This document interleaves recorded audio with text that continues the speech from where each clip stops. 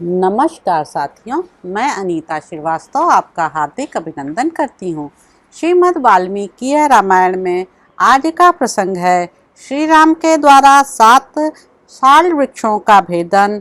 श्री राम की आज्ञा से सुग्रीव का किष्किंधा में आकर वाली को ललकारना और युद्ध में उससे पराजित होकर मतंग वन में भाग जाना, वहां श्री राम का उन्हें आश्वासन देना और गले में पहचान के लिए गज पुष्पी लता डालकर उन्हें पुनः युद्ध के लिए भेजना।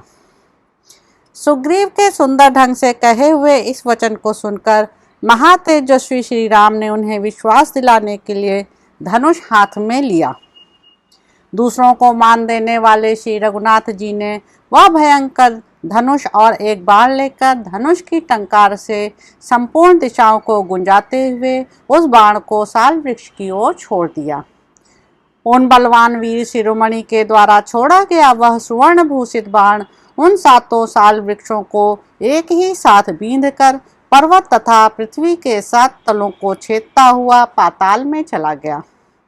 इस प्रकार एक ही मुहूर्त में उन सब का भेदन करके वह महान वेगशाली बाण पुनः वहां से निकलकर उनके तरकस में ही प्रविष्ट हो गया। श्री राम के बाण के वेग से उन 7 साल वृक्षों को विदीर्ण हुआ देख वानर शिरोमणि सुग्रीव को बड़ा विस्मय हुआ।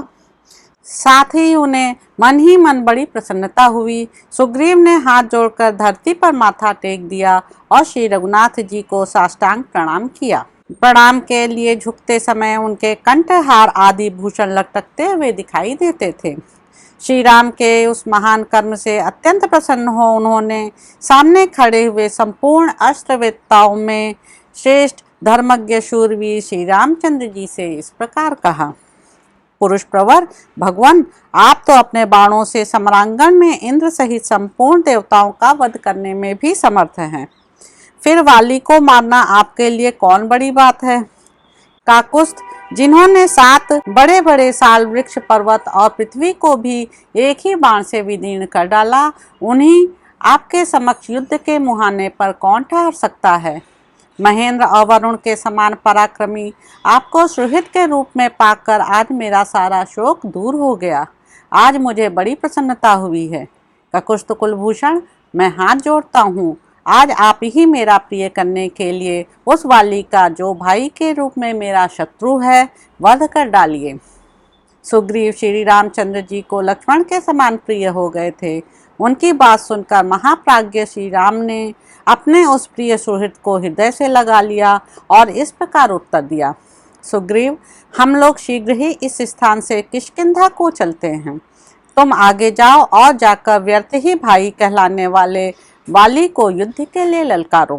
तदंतर वे सब लोग वाली की राजधानी किष्किंधापुरी में गए और वहां गहन वन के भीतर वृक्षों की आड़ में अपने को छिपाकर खड़े हो गए। सुग्रीव ने लंगोट से अपनी कमर खूब कस ली और वाली को बुलाने के लिए भयंकर गर्जना की। वेग पूर्वक किए हुए उस सिंहनाद से मानो वे आकाश को फाड़े डालते थे। भाई का सिंहनाद सुनकर महाबली वाली को बड़ा क्रोध हुआ। वह अमर्ष में भरकर अस्ताचल में नीचे जाने वाले सूर्य के समान बड़े वेग से घर से निकला।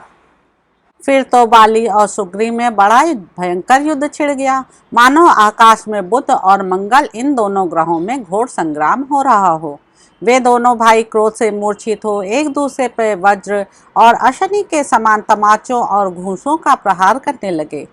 उसी समय श्री रामचंद्र जी ने धनुष हाथ में लिया और उन दोनों की ओर देखा। वे दोनों वीर अश्विनी कुमारों की भांति परस्पर मिलते जुलते दिखाई दिए। श्री रामचंद्र जी को यह पता न चला कि इनमें कौन सुग्रीव है कौन वाली, इसलिए उन्होंने अपना वह प्राणांतकारी बाण छोड़ने का विचार स्थगित कर दिया।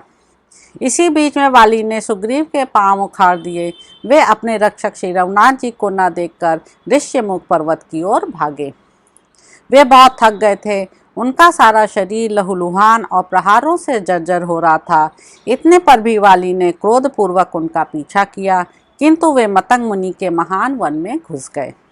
सुग्रीव को उस वन में प्रविष्ट हुआ देख महाबली वाली शाप के भय से वहां नहीं गया और जाओ तुम बच गए ऐसा कहकर वहां से लौट आया। इधर श्री रघुनाथ जी भी अपने भाई लक्ष्मण तथा श्री हनुमान जी के साथ उसी वन में आ गए जहाँ वानर सुग्रीव विद्यमान थे। लक्ष्मण सहित श्री राम को आया देख सुग्रीव को बड़ी लज्जा हुई और वे पृथ्वी की ओर देखते हुए दीन वाणी में उनसे बोले, रघुनंदन, आपने अपना पराक्रम दिखाया और मुझे यह कहकर भेज दिया कि जाओ बाली को युद्ध के लिए ललकारो। यह सब हो जाने पर आपने शत्रु से पिटवाया और स्वयं छिप गए। बताइए इस समय आपने ऐसा क्यों किया? आपको उसी समय सच सच बता देना चाहिए था कि मैं वाली को नहीं मारूंगा। ऐसी दशा में मैं यहाँ से उसके पास जाता ही नहीं। महामना सुग्रीव जब दीनवाणी द्वारा इस प्रकार करुणाजनक बात कहने लगे तब श्री राम फिर उनसे बोले, तात सुग्रीव, तुम मेरी बात सुनो। क्रोध को अपने मन से निकाल दो। मैंने क्यों नहीं बाण चलाया इसका कारण बतलाता हूँ। सुग्रीव, वेशभूषा, कद और चाल ढाल में तुम और वाली दोनों एक दूसरे से मिलते जुलते हो। स्वर, कांति, दृष्टि, पराक्रम और बोलचाल के द्वारा भी मुझे तुम दोनों में कोई अंतर नहीं दिखाई देता। वानर श्रेष्ठ, तुम दोनों के रूप की इतनी समानता देखकर मैं मोह में पड़ गया। तुम्हें पहचान न सका, इसलिए मैंने अपना महान वेगशाली शत्रु संहारक बाण नहीं छोड़ा। मेरा वह भयंकर बाण शत्रु के प्राण लेने वाला था, इसलिए तुम दोनों की समानता से संदेह में पड़कर मैंने उस बाण को नहीं छोड़ा। सोचा कहीं ऐसा ना हो कि हम दोनों के मूल उद्देश्य का ही विनाश हो जाए। वीर वानर राज, यदि अनजान में या जल्दीबाजी के कारण मेरे बाण से तुम ही मारे जाते तो मेरी बालोचित चपलता और मूर्खता ही सिद्ध होती। जिसको अभयदान दे दिया गया हो उसका वध करने से बड़ा भारी पाप होता है। यह एक अद्भुत पातक है। इस समय मैं, लक्ष्मण और सुंदरी सीता सब तुम्हारे अधीन हैं। इस वन में तुम ही हम लोगों के आश्रय हो, इसलिए वानरराज शंका न करो, पुनः चलकर युद्ध प्रारंभ करो। तुम इसी मुहूर्त में वाली को मेरे एक ही बाण का निशाना बनकर धरती पर लौटता देखोगे। वानेश्वर, अपनी पहचान के लिए तुम कोई चिन्ह धारण कर लो जिससे द्वंद्व युद्ध में प्रवृत्त होने पर मैं तुम्हें पहचान सकूं। लक्ष्मण, यह उत्तम लक्षणों से युक्त गज पुष्पी लता फूल रही है।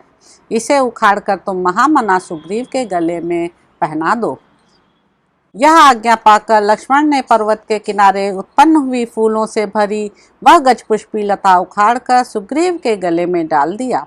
गले में पड़ी हुई उस लता से श्रीमान सुग्रीव वक्पंक्ति से अलंकृत संध्या काल के मेघ की भांति शोभा पाने लगे। श्री राम के वचन से आश्वासन पाकर अपने सुंदर शरीर से शोभा पाने वाले सुग्रीव श्री रघुनाथ जी के साथ फिर किष्किंधापुरी में जा पहुँचे। तो इस प्रकार साथियों, किष्किंधा कांड में निहित 12वां सर्ग यहाँ पर समाप्त होता है।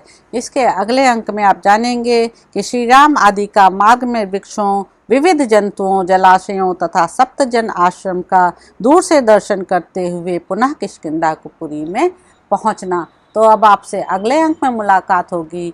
मेरे YouTube चैनल संवाद विद अनीता को लाइक करें, शेयर करें, सब्सक्राइब करें। धन्यवाद साथियों।